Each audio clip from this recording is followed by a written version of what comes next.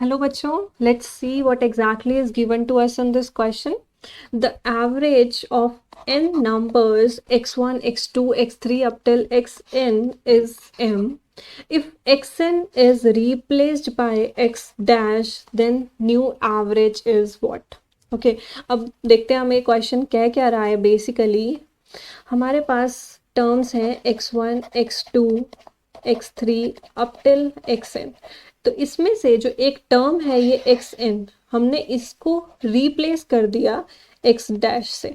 तो मतलब हमारे पास जो न्यू सीक्वेंस है वो हो गई x1, x2, x3 up till xn-1 and last term is x dash. Okay, तो टोटल नंबर ऑफ टर्म्स तो हमारी सेम रही, दैट इज n हमारे पास टोटल नंबर ऑफ टर्म्स है. टोटल नंबर ऑफ टर्म्स पहले भी हमारे पास इतनी थी. This is our old sequence और ये हमारी न्यू सीक्वेंस है. दोनों में हमारे पास नंबर ऑफ टर्म्स तो सेम है, बट एक टर्म रिप्लेस हो गई है. जब रिप्लेसमेंट के बाद हमें न्यू एवरेज फाइंड करनी है, अगर पहले हमारी एवरेज m थी. Okay, so let's just find this out.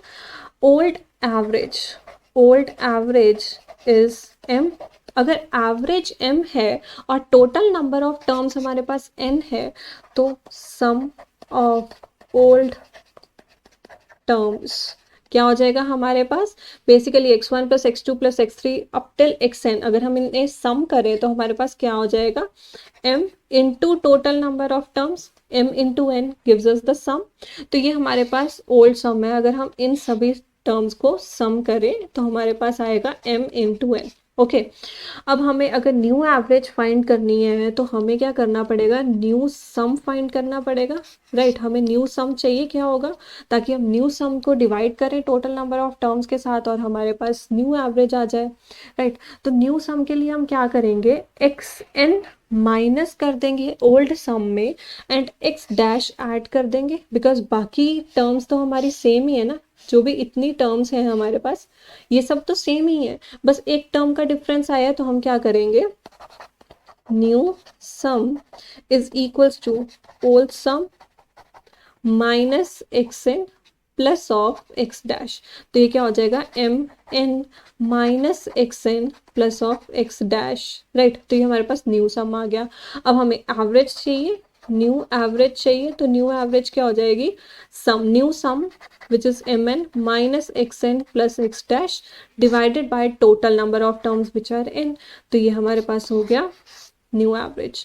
Right, तो किस ऑप्शन से मैच कर रहा है ये? Let's see, which is option 2. Right, तो हमारी ऑप्शन 2 यहाँ पे करेक्ट हो जाएगी.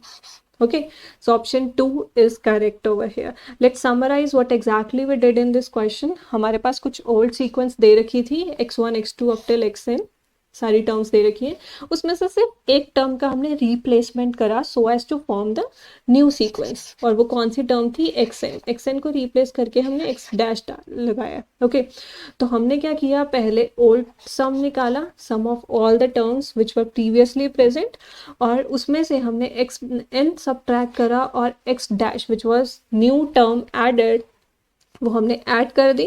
तो हमारे पास न्यू सम आ गया. अब न्यू सम को हम टोटल नंबर ऑफ टर्म से डिवाइड करा हमने, तो हमारे पास न्यू एवरेज आ गई. Okay, hope you got it.